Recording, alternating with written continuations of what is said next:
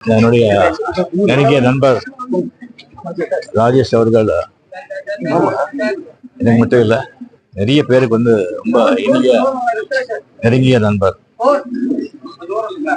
அவர் வந்து பெரிய ஹீரோவோ இல்லை பெரிய குணசித்த நடிகரோ இல்லை பெரிய ப்ரொடியூசரோ டைரக்டரோ அரசியல்வாதியோ கிடையாது.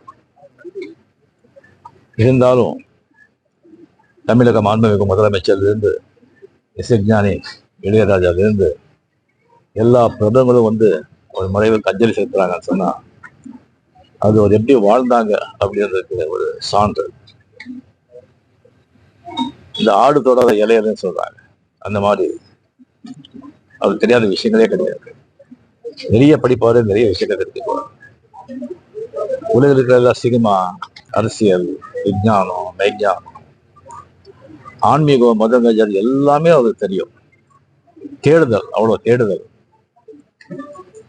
அவருக்கு தெரிஞ்சது வந்து எல்லாருக்கும் தெரியணும்னு சொல்லிட்டு பாடுபடுறாரு. அந்த மாதிரி ஒரு நல்லவரா அவர் வாழ்ந்தாரு. எனக்கு அடிக்கடி சந்திப்பாரு. சந்திச்சு நீங்க ரொம்ப நல்லா இருக்கணும், ரொம்ப நாள் நல்லா இருக்கணும், ஆரோக்கியமா இருக்கணும், அதுக்கு நீங்க என்னென்ன செய்யணும், என்னென்ன சாப்பிடணும் அப்படியெல்லாம் சொல்லுவாரு.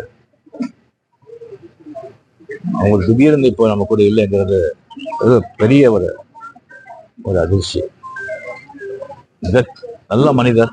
அவருடைய எழுப்பு பேர் எழுப்பு. அவர் ஆத்மா சாந்தி அடையட்டும்.